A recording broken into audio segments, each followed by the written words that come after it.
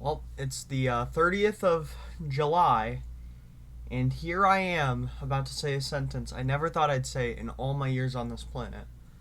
The internet has been a spiral of performative individuals. Ever since COVID, people have been trying to give themselves meaning and be the main characters in everybody's life for a very long time, right? Being the main character in your own life is like that's natural, that's expected, right? What do I know? I know my thoughts, right? And every decision you make is going to have some amount of selfishness because it's not pragmatic to act in like against your self-interest because it backfires and eventually becomes other people's problem. So, like there is that, right? And I've talked about that before on the channel. But what I don't like and what I haven't liked and what I talked about what I talked about in my elitism video is I talked about you know people being stuck up, right? Now, what else is there? What is the other side of that coin? Well, you get a lot of these copy paste carbon copies, like these carbon copies of personality, right? If you can even call them that. So, I'll use a hypothetical for example. Say a relatively popular band in an unpopular genre. Like American football is a perfect example. I love the first record. I love the second record too, just not as much as the first. I wish there were like degrees. I adore the first record, the first EP. Right. So say I'm listening to American football and I show them to my friends and everything, and they get really into them, and then all of a sudden it's like, wow, I need to gatekeep this from other people, right? It's like not really how exposition works, right? And so what I've seen a lot of these sorts of things occur with bands across the internet. So like Korn, Slipknot, Deftones, and like System of a Down. Even though I've seen a lot of hate for System of a Down, I really like System of a Down. I think they're a phenomenal band. I think Toxicity's a great album. Um, but I've seen this performative attitude recently. I've seen it be put down, and I love that. There's a song called Dad Rock. Who the fuck is it by? It's not by one of the great emo bands like Hot Mulligan, or Tiger's Jaw, or Cap'n Jazz, or Marietta, or Title Fight. If I call Title Fight Midwest emo, people are gonna bitch about it. They're an emo band. They're not Midwest emo because they're from Pennsylvania, right? So Title Fight, they're an emo band. Um, who all did I mention? The Promise Ring, Sorority Noise. So it's not a song by any of those like actual good bands. It's I don't mind the song, right? I don't mind the song Dad Rock, but I didn't mention Modern Baseball. I really like Modern Baseball. But yeah, so there's a song, and I saw someone say me turning on mumble crap music to turn on my weird kid music, and it's like this satirical play on um like this idea that, oh, this is so niche, and I'm in such a niche community, and like to see people go against this performativeness, because I've never been a nonconformist. Probably in like middle school I would have considered myself a nonconformist. But I'm not an intentional nonconformist. I am a conformist in a lot of regards. It's just the way I depict myself is not heteronormative. I'm not a straight guy. I'm not straight, nor would I consider myself a guy, right? And of course there's like the fluidity of it all, but it's not like I am that way to be different. It's just like who I am. I don't follow the traditional tropes of manhood, right? Like, I like the things that traditional men do, but because of my individuation, all people have their own individuation, and there's a question of uniqueness that comes with individuation. I think so many people are so alike that it's hard to really be your own person anymore. not saying that I'm a direct carbon copy of somebody else, but there are a lot of people like me, maybe not in the total picture, but you could fill the gaps of everything that I am as a person with parts of other people. And I mean, that's how friend groups are formed, I think, or that's the way I see it. Is it's like you're not trying to replicate yourself, but um, it's like you pull. It's like a puzzle, right? Creating yourself around yourself, or that's how I see it. So it's like find someone that really likes history, find someone that likes the kind of music I like, and there are people that have a lot of like the same, very similar music taste to me. And taste is one of those things that can't be exactly replicated one to one. Um, you know, but I have a lot of people that I have known in history as if I've been around for some time, right? Throughout my life, I've met a lot of people that do like a lot of the same types of music I do, but um, yeah, if you take those little pieces, you'll pretty much have a scotus. That's a gothic word. You'll have a shadow, you'll have an animus of what would essentially be me, right? Not that it would try to be that, not that it would, but it would essentially, like, if you take those bits and pieces, it's like you have me, right? Right. But not that that would ever be attempted to try to recreate me, but I'm just saying and putting that out there, right? But going back to the topic of nonconformity and individuation, because of how I've individuated, as I've become my own person, I see that I don't belong to manhood, not because I'm different to manhood, but just because I don't, right? Like, manhood would be accepting of me if I were a man, right? But I'm not. There's only so much genitals and facial hair can account for, and there's only so much that chromosomes can account for, because the phenotypical, right, the phenotype of X and Y, or X and X, or XXY, or X is XXX one of them. I don't know. There's Klinefelter syndrome and things like that. A lot of chromosome diseases, things like that, right? So you already break the binary with that, but like, think of like a 1950s traditional male, right? Uh, a guy that likes sports, a guy that likes a hearty steak. I like sports and a hearty steak, but like, who am I most of the time? With what with what tools do I equip myself? Right, and it's not my love for knowledge that doesn't make me manly. There are plenty of smart men and women out there.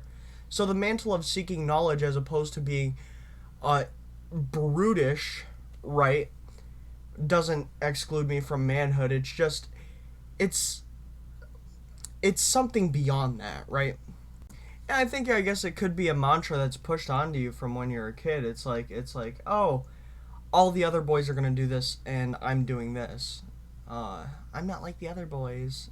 That that little tail part, that I'm not like the other boys, is perpetuated by society now, as they fall into any of their groups. Like, I'm not like the other whatever. Like, I'm not like the other gamers. I play old games like Tetris and Galaga and fucking the old Wolfenstein games, or Doom.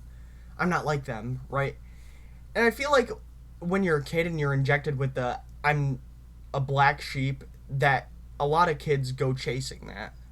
And of course, like, this is all purely like speculative. I'm not like a psychologist or anything, so what I have to say about all of this shit is essentially meaningless. But you know, when I was a kid, I was noticeably different, but not for good reasons. I wasn't really well mannered. I loved talking to people. When I was a kid, I loved talking to people just to, I was very divulgent of information. And I was very expungent of information. I wanted to learn. I wanted to talk. I wanted to, and I think a part of that was it just felt natural, because my mother's a very social person. I was around my mother a lot, so it's like to hear my mother be so open to talking to people. It's natural for me, That's why I like, customer service, because it's like I'm expected to talk to people, and there's no foul if I try to, right? I don't have to be exiled. But I wasn't very well mannered. I was a very angry kid, in a lot of ways, and I didn't know how to, handle my emotions. And, um, I also, like, yeah, for the majority of my life, I just don't get manners, right? I say what I want regardless, right? I don't much care that things hurt people's feelings, because I think that honesty is important. And I think as I've grown up, I place a premium on honesty. I think if something is stupid, you should call it stupid. And not in a subjective sense. If someone has an idea, I see the value in pretty much every idea, as long as it's true to self, right? I'm going to return to that. But I see, right, I see how people interact with the world, and I see them try to channel their interactions through themselves through expression. So, like, artists, right? I think people that create are some of the people I get along best with, because um, people that are good at creating, I know a lot of people that are really great artists, or they're really great musicians, or they're really great writers. I know that, I know that they have a really solid intellectual foundation of their understanding of the world. I know they can put it to words. I know they can put it to meaning, right? Um, but at the same time, I've talked on the channel before about, like, how people that aren't, like, trying to specialize themselves, and they just live for the experience of living, which I think is the not easy approach. I think that's the approach that we're allowed to do if you are in that sort of environment. So, like, if you live in a city, you want to go out and you want to do shit. I think that you're still seeking that knowledge, and you're still seeking that practicality, but to live in it and to recount it, like these people that have, sort of, like, they're kind of like modern urban Indiana Jones, where they know where they can find whatever they want. They know the best place to order food. They know how to, find someone, or they have these connections because they have been in this. And I think for me, I live in a social ecosystem where most people are like that, where they like to be around other people, but they don't necessarily, care to understand how and why. Not how and why life is. Everyone has their great ponderings of the world, right? But they don't feel the need to see the progression from A to B. They just know that they're in B, and they can live in B, and they can understand. Me, on the other hand, it's not that I would prefer to live in A, it's that, like, I understand, because I live in B, that we understand A more, and I can make A a part of me, right? It's not so much a culture thing. Like, I think culture is important to be preserved. Like, linguistic preservation is one of the things that's very important to me. Um, but I live my life through the outer lens, because I'm not afraid of being the Indiana Jones of the world, but it's just I don't have that, right? I don't have that sort of social panache. I don't have that punch, right? I can be funny. I can be, intuitive, but I don't read people positively enough. I don't have this innate sense of, oh, this person is trying to do good. I'm very skeptical of people's motives, right? And, I very much put a premium on, getting to know people and getting to trust people, and making sure that I can trust them with whatever. And even then, keep my I keep my thoughts to myself most of the time, unless it's like a very surface level thing, like, direct opinions about what people's, life happenings are, right? I am very opinionated in that, like, if something happens in someone's life where they, oh, I got arrested last weekend without knowing the story, I'm one of those people that jumps, oh, you're a dumbass, how do you get arrested by the police? And it's like, it's not that simple. It is not that simple all the time, right? How the fuck did I get here? What was I actually talking about? I was talking about individuation. Oh yeah. So yeah, returning to the black sheep mentality, where it's like a lot of people seek that. I am not a nonconformist, because like, yeah, I don't seek that out. But I also enjoy the comforts of conformity. Like, it is very much nothing for me to chameleon in a social setting where it's like, you put me in a sports bar, I'll watch a fucking baseball game, I'll watch a hockey game, I'll watch anything, man. Um, you know, I enjoy the comforts of, like, I enjoy the comforts of an American as a white guy, right? Like, for me, picturing America out of how I see America. So the way I see America is, it's like, we're the great protectors of freedom. World War II, we stood for what was right. We stomped out fascism, and we were trying to make the move to make a more socially, to create a more socially free and equal environment. We were on that path. It's very hard for me to notice the dissonance between how I see, like, 1930s through 1960s America as that environment, because the dissonance there is, if I were a black man, that wouldn't be the America for me, or if I was a woman, that wouldn't be the America for me. But it's not that I think we should go back to the 40s or the 50s or the 60s.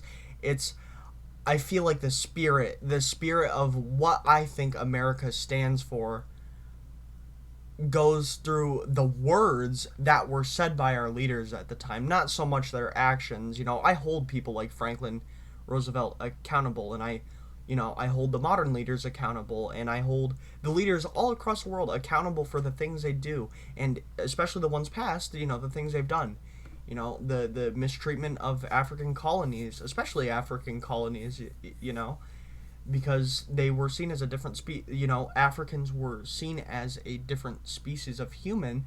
That's not right. We're all human, right?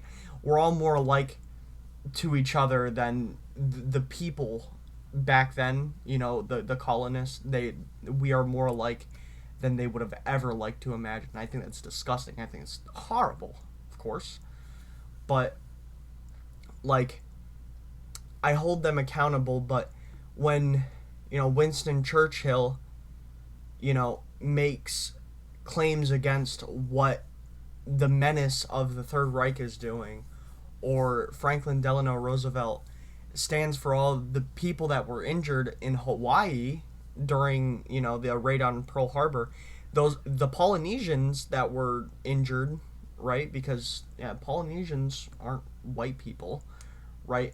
I think he stood for the broader concept of an America at that point. I don't think everywhere should be America.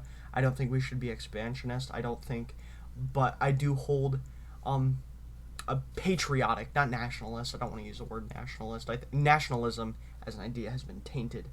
But I hold the patriotic notion that those words and those, the ideas that we're brothers in arms and that we all should have the same opportunities, and if that means we have to lift up other communities and give a little more to make sure those communities are, like, the Native Americans are a perfect example, where the reservations they're not well kept because the government just doesn't care to make things right that have been wronged.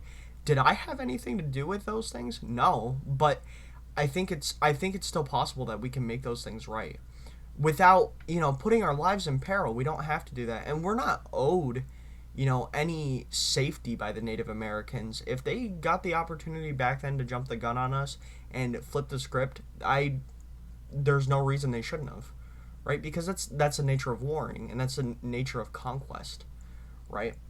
But at the same time, in the modern standpoint, the way I understand it is that I would be more than happy to give a couple, a few more percents of my paycheck, all that money that goes to the government already. I would be happy to see the Native Americans be uplifted, or the poor communities that have, because no poor community is just, or in my knowledge, the way I think of things, or not the way I think of things, the way I know things, what I know to be true. There are black people and white people in pretty much every community, right? Rich, poor, middle class, right? Culturally rich, not culturally rich, as in like the diversity in the area, right? There are a lot of types of Americans. There are a lot of demographics, but the unifying factor of an American, extends to all of these people. So I think these poor communities, I think these middle class communities, they could use a little uplifting. And how we do that, it's not really up to me, but I'm willing to make those things happen, right? And I understand that I myself could probably use a little assistance from the upper echelons of, the upper echelons of class, because it is an up and down issue more than, it is an individual or demographic to demographic basis, right? So, and people will talk about handouts where it's like, if homeless people now are going to jail on purpose to stay, to have a place to eat and sleep, right? If they're willing to do that, if we afforded every individual with basic housing, somewhere to eat and drink, and somewhere that was warm during the wintertime, there would be no exploitation. I'm sure there would be cracks in the system, but is it such a bad thing? Is it worth it to let people die and go through all the horrible things that they go through, in those lower echelons of class, which a lot of people fall into, and people are falling into every day around the globe, right? But I'm talking about America right now. These people who live in, California, where it's blazing hot, right? And during the summer, and they have droughts and they have wildfires. Is it not enough to ask that question, where it's like, do these people deserve housing? And the answer for me is a simple yes. Not, why does someone have to deserve that? No one asks to be born. I think through this, because we can, we should. This is one of those things, like pros. We get people off the street. We get disease off the street. I'm sure there are a bunch of things that come with the lower echelons of class that would be greatly reduced if people had a place to stay consistently, guaranteed to them no matter what. I think a lot of those problems would not simply disappear, but they would fade into maybe some sort of obscurity, right?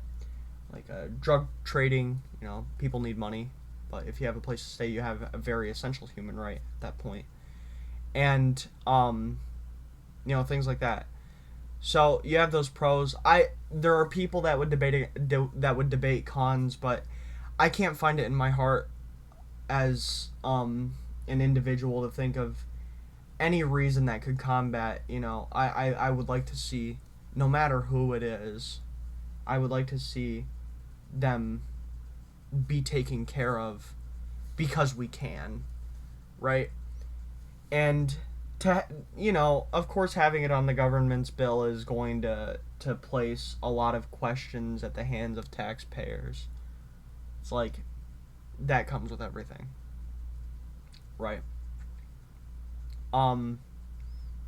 But for me, it's just worth it. It's like, schooling. Like, I pay out of my taxes to help educate children. I think education is not a divine. I'm not a religious person.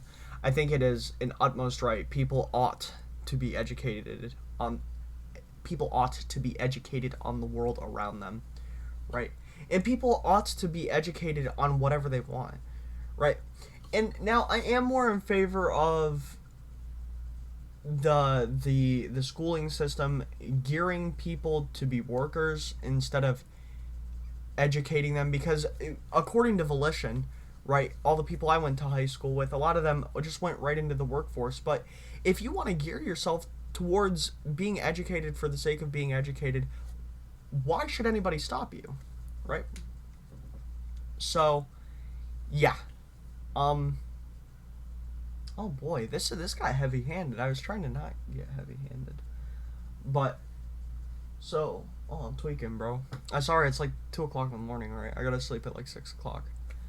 But going back to what I was talking about, non-conform. I think the critical political questions like that are very non-conformist, or not non-conformist. They're out of the realm of conformity because they often get uncomfortable, talking about, does someone have the right to kill themselves if they are fatally ill, or even if they just want to? Does someone have the right to have an abortion? All of these questions lead to uncomfortable all of these questions lead to uncomfortable what if scenarios. And I think it's important to recognize that. But I also think it's important to realize that those conversations don't always have a place. I don't think it had a place in this video, but hey, look whose channel you're on. If you don't like it, make your own channel, make your own videos, man. But here's how I go thinking about things. Back to the black sheep thing. Yeah, I enjoy the comforts of conformity, and I enjoy the comforts of privilege in my conformity a lot of the time. But I also understand that each of my individual beliefs, depending on the conversation at hand, they're malleable, right? Every time you have a conversation about anything inherently political or anything according to taste, you have to make concessions because people aren't you. But going to the very, very beginning where I said the internet has made a great turn, where it's people aren't taking things lying down, where it's like, you have a lot of performative men. And for me, I see a lot of these silly cars autism people. Put all that shit in quotation marks. Silly cars autism, :3, quotation, right? I see these people, and they are an affrontal for everything I stand for as, a neurodivergent person with fucking a lot of problems socializing, a lot of problems being appropriate, a lot of problems connecting with people. Not because I think everybody's stupid, but because the way I understand things just isn't conventional in a lot of ways. It's like, you pick up a book, and it's like, people think of the author, and they think of the book, and they think of the plot. Well, it's like, there are a lot of people like myself who look at the book, and they look at the theme of the book, and they want to place it in the context of history, So, I guess I'm a historian in that, right? Not a conventional approach. People watch a movie, they think about the characters, but I think of I think of the actors as characters, or how do I want to put this? I look at the actors and I see them playing the role, so I also conceptualize a character, make sure I'm grounded with the character, but I also see the actor in all of their other works at the same time as I'm watching this movie and putting this piece to their puzzle. And now when I say these things aren't conventional, I don't know if these are unconventional or actually conventional, because who am I to say? But I know I'm different in that I don't see things at not face value, but I am I'm very heavy into making sure the pieces fit. So it's like, I want to know the plot, I want to be immersed in whatever, right? That's why I love dramas, because it's like I especially like historical dramas. I love dramas and historical dramas because they really appeal to my love for history and everything. So there's that. But they also are oftentimes very human, and appealing to my emotions is hard. But movies seem to do it really well, and I'm very happy there's something out there. There's a medium out there that makes me cry, because you know putting myself in the experiences of every main character in every movie, it's taxing emotionally sometimes, where I'm uh I'm sitting there watching Detachment, and I have to be Henry Barths, right? That's taxing. The man lives a fucking miserable life, but it's also important for me, right? Whereas I feel like a lot of people are detached from that, which I think would kind of be part of the movie. But to be detached from Henry Bartz and to be an observer, I think that's part of watching the movie. I think that's part of how the movie was intended to be watched. But I'm not that kind of person. So as a means to conventionality, as a means to conventions, I guess, like, the way I establish myself through everything is, it's like I place myself at the forefront of imagery, right? And I guess if you read my writing, you see this a lot, where it's obviously it's not me, but I want you to be in the shoes of whoever you're reading, right? I want you to be not detached. Writing in a third person for me isn't really my thing, right? But I mean, I guess I could do it. But yeah, I want you to be in the shoes of whoever, right? The silly cars autism people, returning to this, the silly cars autism people are an affrontal to neurodivergency because they trivialize it.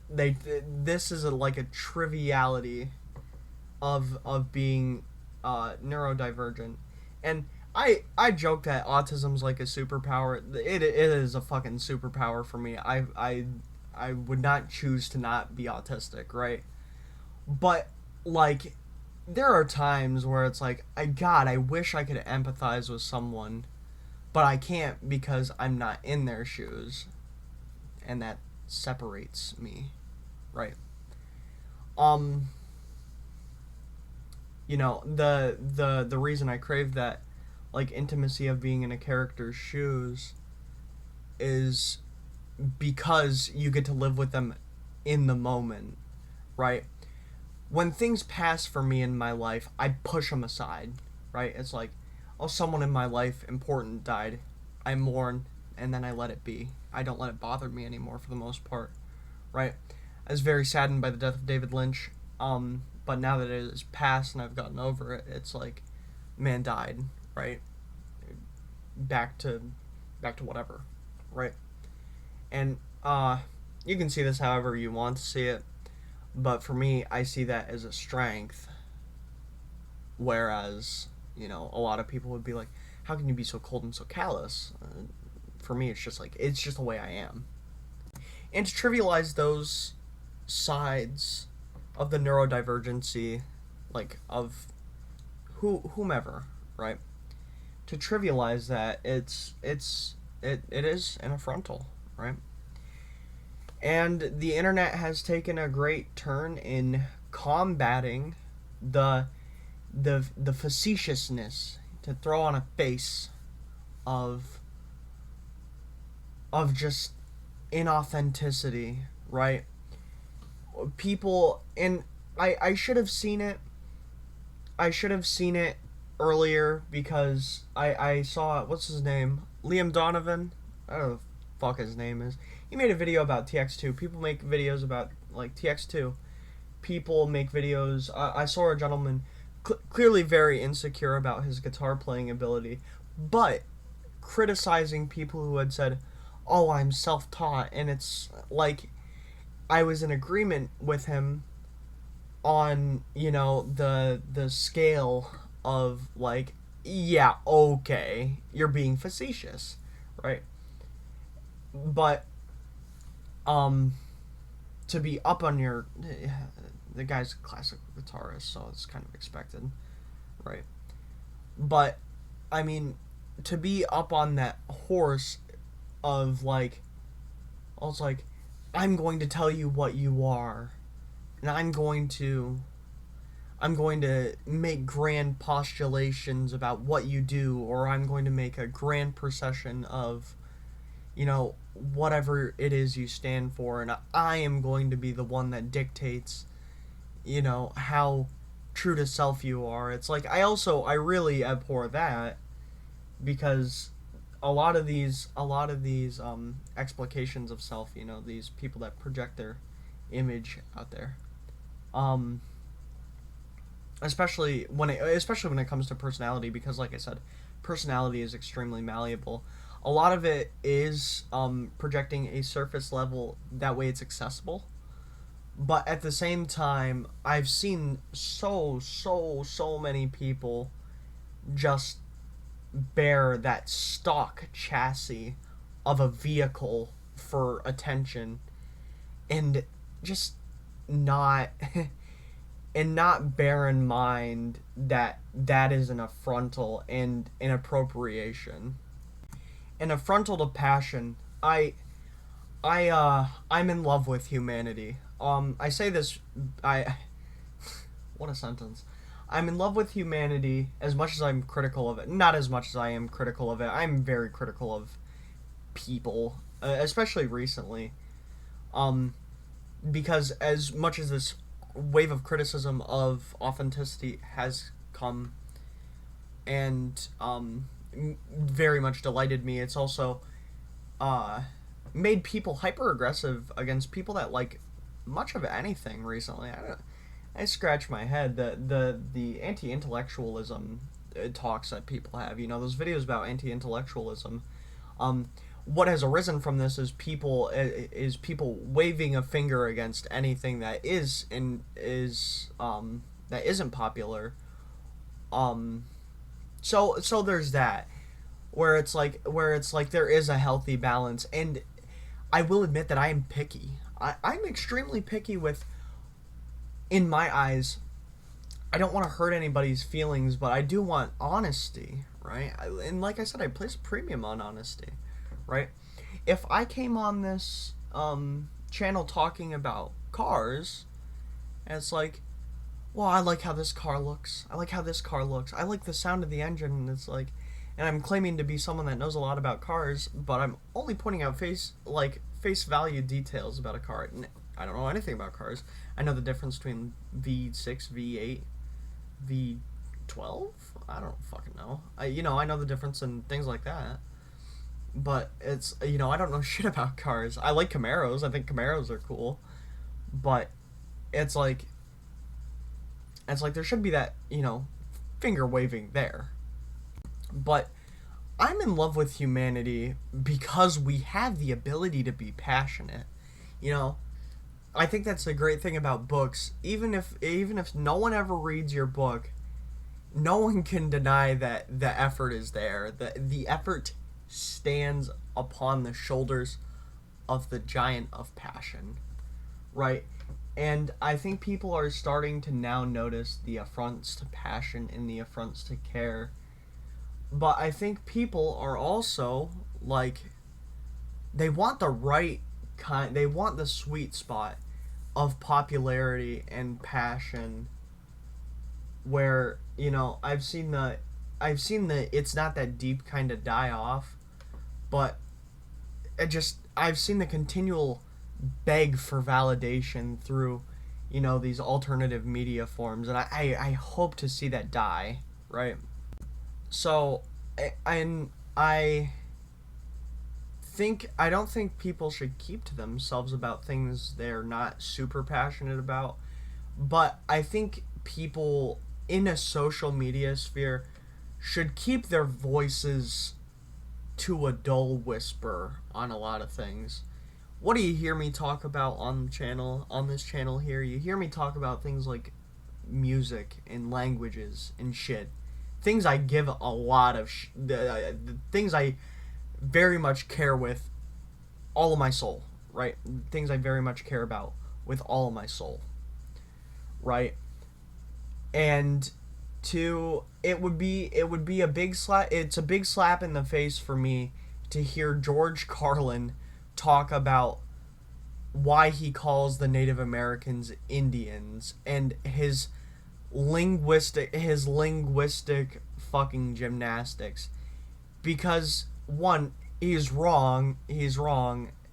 In Columbus calling the Indians Indios when Columbus did not do very godly things to the natives. It was not it was not saying that the Native Americans were in God. Him saying that the term Indian didn't exist when Indian, India, and Hindu have been terms for a very, very long time. India as a concept, as a region, has been around for a very long time, right? Pretty much adjacent to, Europe. Not Europe as a concept, but India as a geographical region, much like Zhonghua, China, the Qing, right, or the Ming, or whatever, right? All these things are in adjacency to, like, Christendom, right? So these things have existed for a very long time, and I guess pre-Christendom would be like the Romanosphere, right? I don't know what the word for the Romanosphere is, but definitely that idea of like a sort of unifying presence within Europe, right?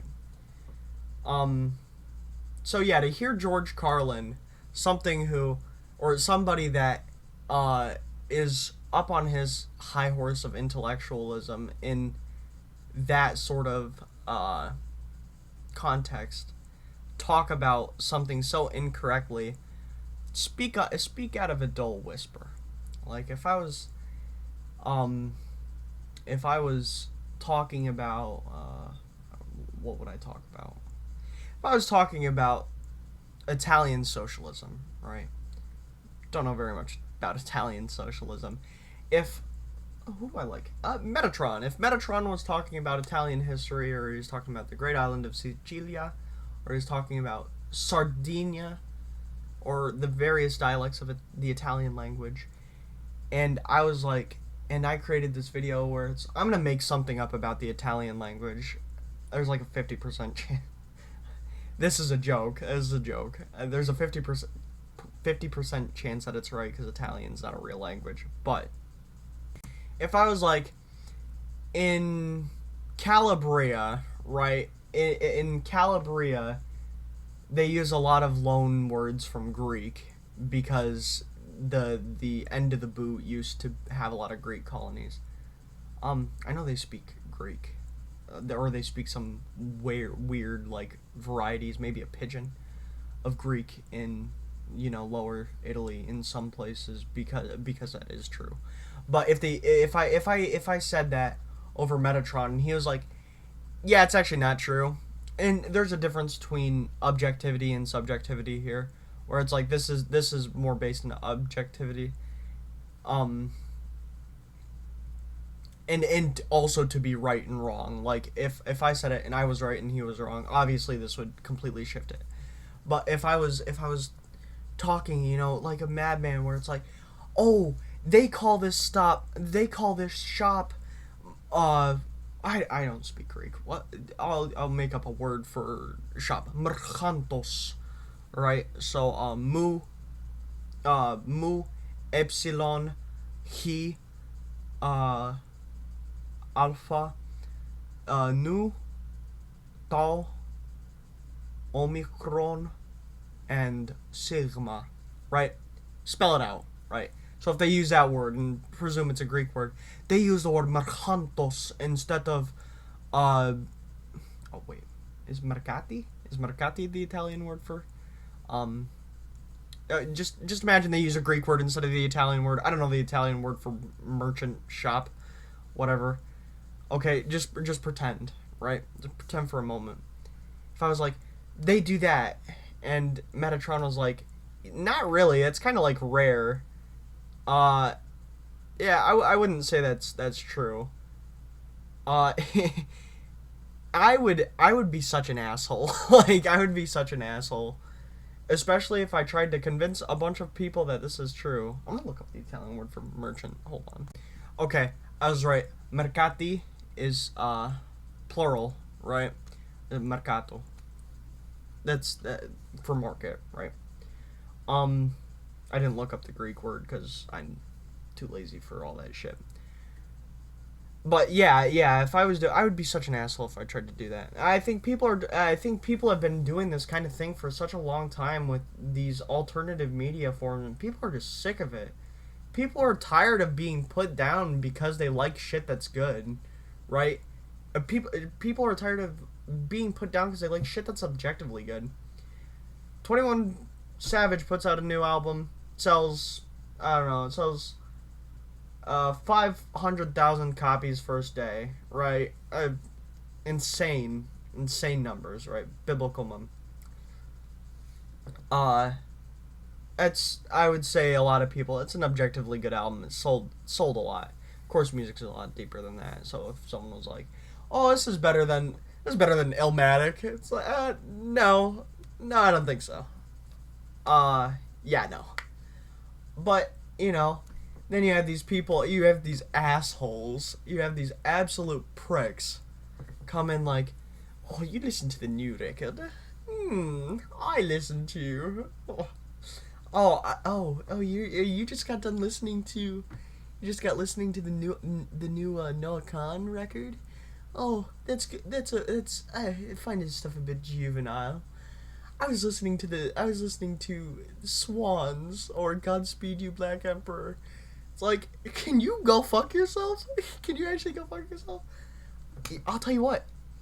Uncle Judy made a video, and he's like, I listened to Juice World before I recorded this video. I think Juice World makes pretty good music. I'm like, that's fucking fair. That's fucking fair.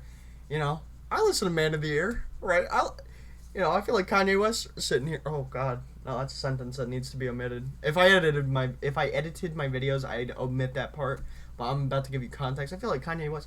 I like some of the Juice WRLD songs, right? What the fuck? Like, what the fuck do people who listen to Swans know about Juice WRLD, right?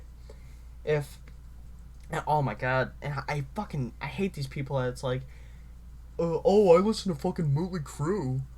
How do you choose rap music over this? It's like, probably because rap music isn't fucking gay and lame, like fucking Motley Crue, dude. It's like, oh, you listen to the most generic hair metal band of all time? That's cool. Yeah. Okay. And it's like that. Someone came up to me and it's like, "Oh, dude, I fucking love Motley Crue, man." It's like, and I say Motley Crue because they put the umlaut over their O. You act like a bitch, you get treated like a bitch. You put gay accents on your fucking band name, like 21 Pilots, like 21 Pilots. No, 21 Pilots. Right? You get the Norwegian there. You want to be gay, you get to be treated gay, and not in the good way. I'm talking about jail gay here, alright? But yeah. If someone's like, "Yeah, man, I like Motley Crue, man. I like Hanoi Rocks. I like Kiss." I'm like, okay, I fuck with some of the Kiss songs, right? Hanoi Rocks, I think is the first, I think it's like the first record, or one of their records that has like one of the earliest songs talking about blowing up a school or some shit. It's like, okay, I guess I can kind of get behind this if you omit that shit.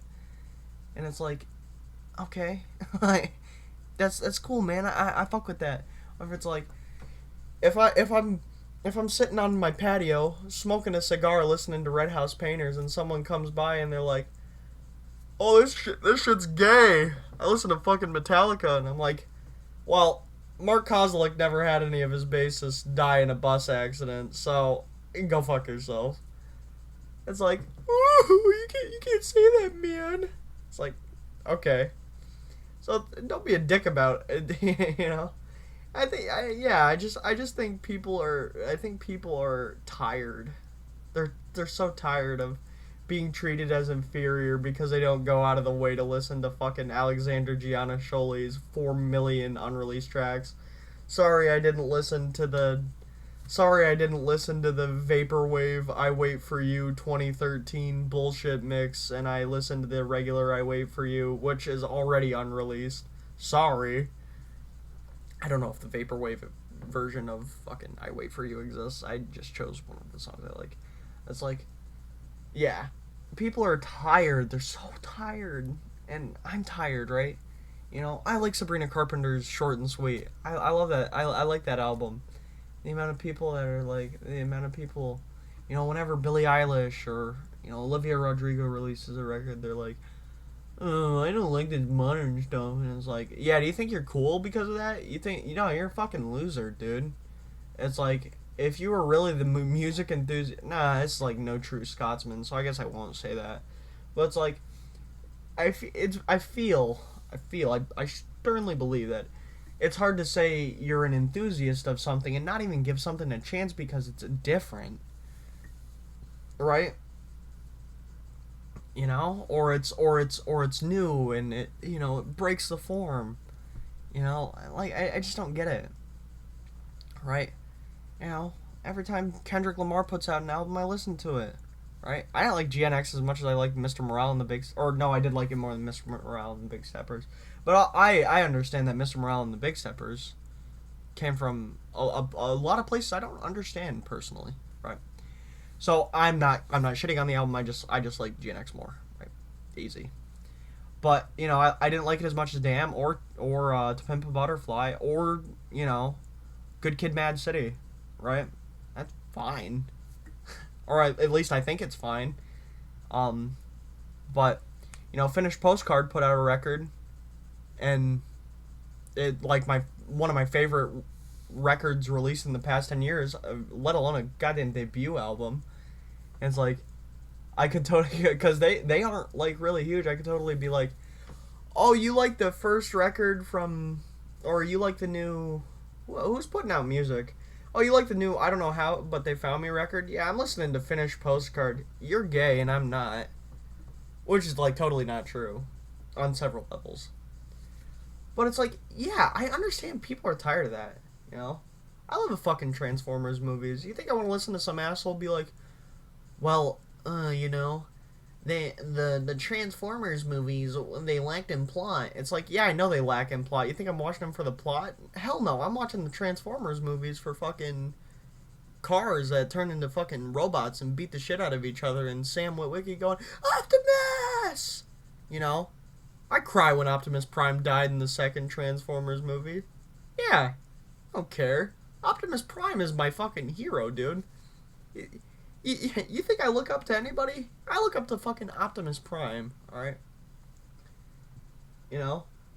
Fucking breaks my heart in the 1986 movie to watch Optimus Prime die. You know? It hurts me. I agree with Crosshairs in the fourth movie when he says that every time he speaks you want to die for him. I do. If the United States military put out an advertisement with Peter Cullen being like, we want you to join the Autobots army, I would go defend Iacon right now. Send me on the first manned mission to Cybertron. I'm joining the Autobot Legion, right? I'm helping them, you know, suppress the Decepticons, right? You know, you bring Leonard Nimoy back, dude, I would totally be like, you know, I would totally kill Sentinel Prime. Rest in peace, Mr. Leonard Nimoy. You know, to see the fact that the man came back, not as Galvatron, right, but as fucking Sentinel Prime. God, I fucking love Leonard Nimoy. Leonard Nimoy's so cool. Rest in peace, Mr. Leonard Nimoy. But, yes, right, Captain Spock. Or not Captain Spock. Oh my god. No. Ambassador Spock, right? But, yeah, I don't want to hear some asshole being like, Oh, well, you know, what? I guess The Godfather is too basic. I'm not as much of a film enthusiast as like a lot of these people, so I don't know. I don't know like obscure movies or whatever, right? So I just imagine some obscure movie like the original Scarface. I'll use that as an example. That's a great movie, by the way, the original Scarface. I haven't watched the remake with Al Pacino, but I like Howard Hughes movies because I like Howard Hughes, right? Like, I love aviation. I love aviation history. Why the fuck would I not love like movies made like especially Hell's Angels, right? Like, why would I not love movies made by the greatest pilot in American history? And Amelia Earhart does not fucking count. She didn't even finish her mission. She obviously wasn't that good of a pilot. But like if someone's like, "Oh, I like the original," or they were being a douchebag about it, you know, if you like the original Scarface, I like the original Scarface, right? Well, if someone was like, "Oh yeah, it's better than a lot of the shit that comes out now," and it's like, what if I vaporize you? What if I turn you into nothing? Right? What if I annihilate you? You know what the word annihilate means? It means turn into nothing. You know, erase every trace of existence you ever had on this planet. What if I did that? Huh? Right. So don't be those guys. But yeah, people went from shitting on things being basic, which I mean, if you're gonna make a video being like top 10 guitarists of all time and I know ball, and your fucking top 5 Slash, James Hetfield, Marty Friedman, and Kirk Hammett, and who the fuck else? Who else would some dumbass? Oh, Mick Mars. You don't know shit. I can name like 50 guitar. Not no, I can't. I can't. Slash is a really good guitarist. All those guys I listed are great guitarists, greater than I'll ever be. But like, if you claim to know ball in your list or dog shit, like if you're a long time drummer, if you claim to be some long time drummer, some long time great drummer who listens to a lot of music with a lot of really great drumming, and you have Joey Jordison in your fucking, even if you just listen to metal, right, and you have Joey Jordison in your top 10, I'm gonna assume you're a fucking terrible drummer. And the same goes, it's like, you put Eddie Van Halen in your number 1 spot for guitarist, that's a safe bet. That is such a safe bet, right?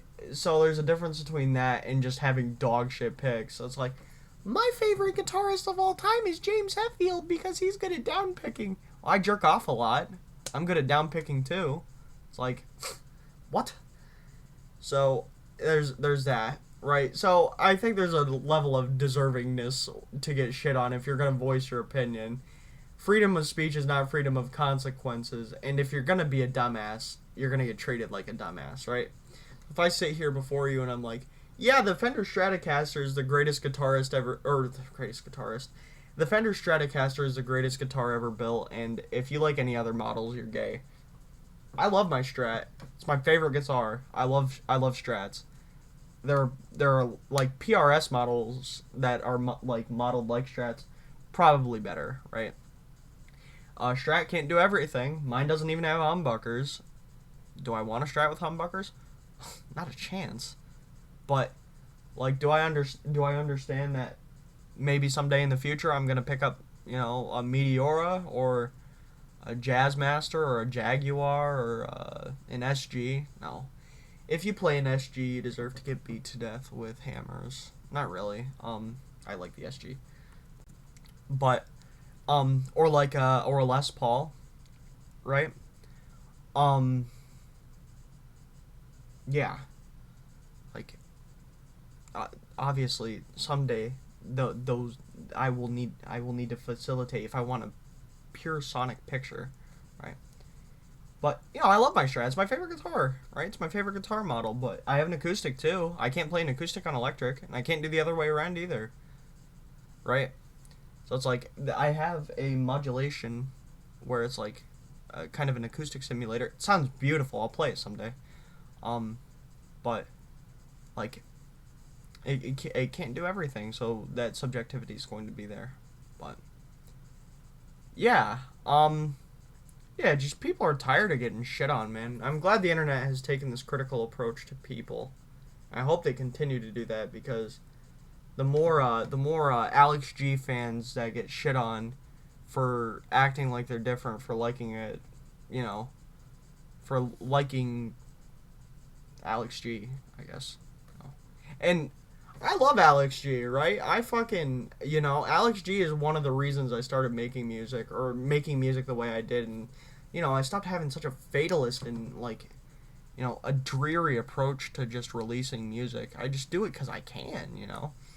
But it's like, if your fans are cunts, it's like, eh. So yeah, no slight against any, like, Deftones or System of a Down or Korn or Tool. Tool has a horrible fan base. Fuck Tool fans.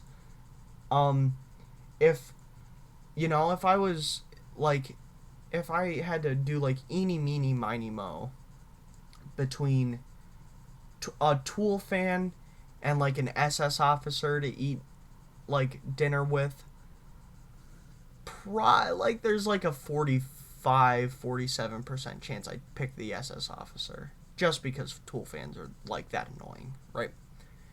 So, I mean, yeah. Like, no shame against any of these bands, but yeah, I'm fucking tired of people acting like they're better than other people. Don't ever let me try to act better than you.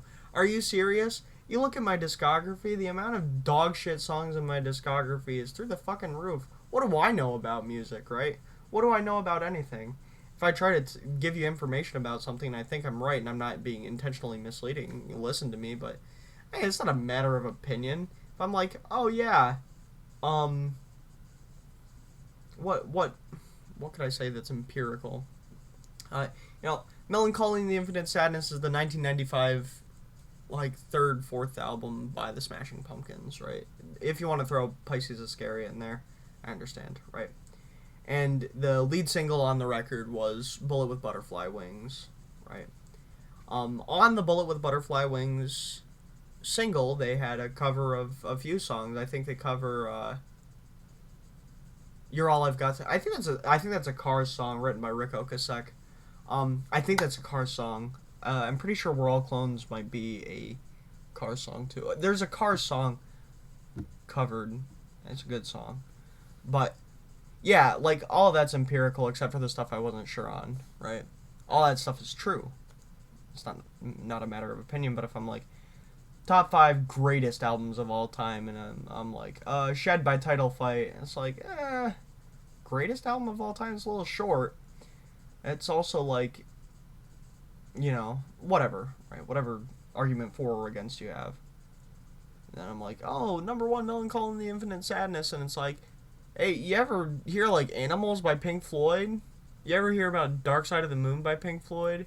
You ever hear about this record, Led Zeppelin? You ever hear about this record, The White Album by the Beatles? You ever hear about this record, what's that one Yes album? Whatever. You know what I'm talking about. The one Yes album that's really good. You ever hear whatever, like, people are going to have contention with me saying something's the greatest of all time. I can defend it as much as I want, but that's going to be contentious, right? And like I said, what the fuck do I know about any of this stuff? If I'm sitting here like, I beat all the Call of Duty campaigns on regular difficulty, and I'm like talking about the 10 hardest, Call of Duty campaigns on veteran. It's like, what the fuck are you talking about? Well, I played and I beat World at War on veteran. Okay. I have some authority to speak on hard COD campaigns, but it's like, oh god, it was torture. But it's like, what the hell does this guy know, right? Or if I'm like, best home defense weapons, and I'm talking about pistols, and I'm like, oh, the Beretta, I don't know anything about Berettas. If I'm like, oh, the Beretta M9 or whatever, it's good, it's lightweight, it's compact, and the safety's in a smart spot, or whatever people say. You can get a hair trigger install. It's like, I don't own a firearm. What would I know? Let alone fire. I've never even fired a handgun. I've fired a musket before, but They're gonna defend my home with a fucking musket? Sir, could you stand right there? You know, I've got to put black powder into the spark box or whatever it's called. You know, like what? I'm gonna defend my home with a fucking musket, or an arquebus, or a flintlock, right? So yeah, it's just all nonsense. So I guess a big takeaway: the internet's taking a good pivot. Someday it'll be in my sweet spot. Someday it might not. Whatever. I don't know why I worded that like that, but it's late. I'm getting tired. Yeah, your friend Evan Button. I don't like I said. What do I know about anything? What do I know? Like seriously. You know, you can listen to my rants. You know, you can listen to me talk. You can listen to my opinions. Like, I'm talking about like giving people free housing. I don't know anything about economics. I just know that there are people without housing, and I appeal to emotion, and I want them to have housing. You know, whether it's feasible or not. I think it's reasonable that everyone would like someday for there to be free housing, but like, you know, of course, that's pragmatism. But as of now, it's like, what do I know about economics? If you disagree with me, that's totally natural. It's like, yeah, I can't do that right now.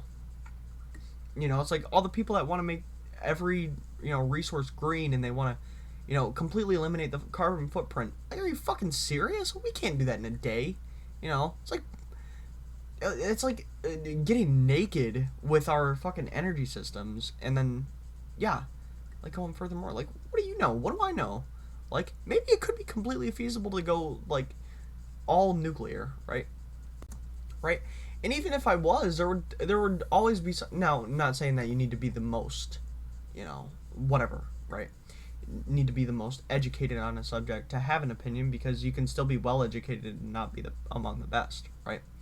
Like, me, for example, like, I know how to play the guitar. I've been playing the guitar for a while, right? But it's like, I'm nowhere near the best player. I'm not even the best player. I'm probably not even the best player in my family, right? But like, if you're talking to me and you're like, hey, what gauge string should I get if I'm playing in like D flat standard tuning? It's like, all right, D flat, G flat, D G C. Oh yeah. You just put flats. D G C F A D flat, right? Probably not gonna want tens. You're probably, this is electric speaking. You're probably gonna want like 11s or 12s. Might want to do some shit with the truss rod. Might want to, might want to make sure you might want to make sure your nut is wide enough, or the grooves, they nestle in. Might want to make sure your guitar can handle the tension, the additional tension of thicker strings. Obviously all of that stuff is true, right? When I said adjust the truss rod, every guitar is different. So, like archtop guitars have a different, the tension is distributed, not the same as like a regular bridge, saddled bridge, right? So that's why I just said you might want to do some stuff with the truss rod, and truth be told, every situation can be different. But yeah, like all that stuff is true. But, there's always going to be someone more qualified to speak than me. And, I mean, so I elect oftentimes to keep my opinions to myself unless I can really adequately defend it. But the internet taken a big step forward, and, regressing from that main character sort of thing, people are laughing at people trying to be the main character and trying to make everything about them, and I like that. It makes me happy. And I'm gonna get out of here. Get out of your hair.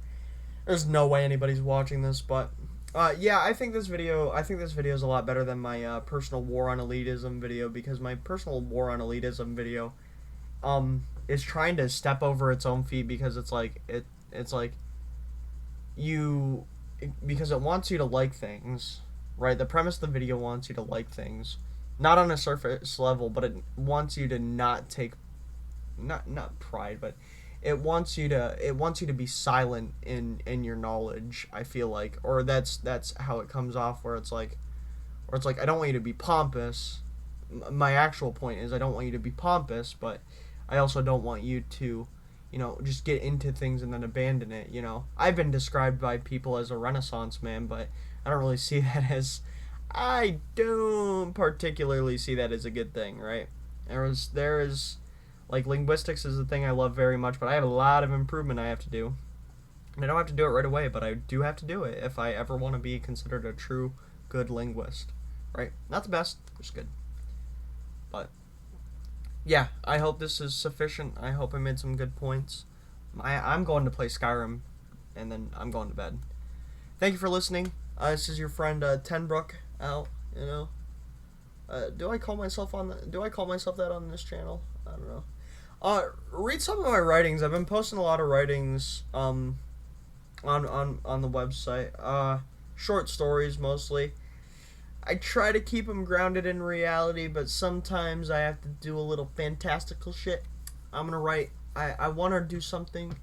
I want to do more war stories because I've been really into like World War II battles recently. World War II naval battles. I'm not a ground battle person. I don't give a shit about any of that nonsense. But I want to do more war stories, things like that. But I also want to do something like ultra fantastical. I'm talking about incorporating elves, orcs. I want to write a story in I would love to write a story in the world of Skyrim, but I don't want to have the reader, be familiar with the Elder Scrolls. But in a lot of ways, I create these worlds that need you to have some prior knowledge, right? Like, Yarmeltfreng, from Upon Cobbled Streets, is I tried to make it very logical in a way where it's it's like postmodern. It's kind of like a utopia, and it's like kind of like a commentary on the European Union versus the Soviet Union, and maybe like the Weimar Republic versus what would be the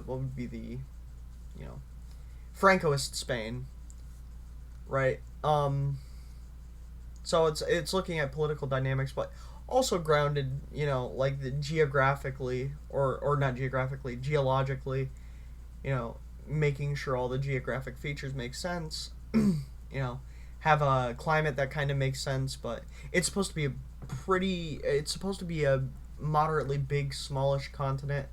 I didn't do like the planetary calculations to make sure like the climate makes sense, and I didn't really make the whole solar system. I just created the world, and I wanted the world to make sense, right? So yeah, I don't know. I'm not gonna do something in the Elder Scrolls world, but I want to make something that has a focus on orcs, because I think orcs as an idea, it's really cool. What an orc is, its ugliness, it's brutal. It's brutal, and it's savage, animalistic humanity, and it's ugly. But I don't know. I want there to be more than that. I want to give orcs something. So who knows? The guy in the Arcaneum. What the fuck's his name? Is his name Urag? I'm gonna look this up. Hold on. All my days, I cannot believe I remembered his name. Urag Groshub.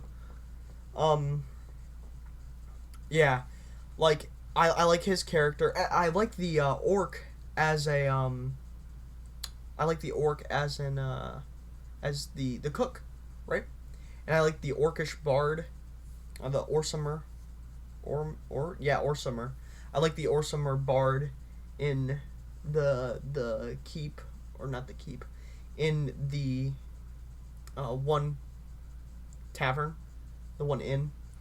Because, like, it shows that orcs don't just have to be this sort of, like, incarnation of ugliness. And, I mean, of course they still are an incarnation of this ugliness because they come from Malakath, right? And they're still, they still have their elvishness about them in a lot of ways, but they have disavowed the magic side of elvishness to be these beast incarnates. You know, they're kind of the Red Guards, right? They're kind of the Red Guards of the the Mir.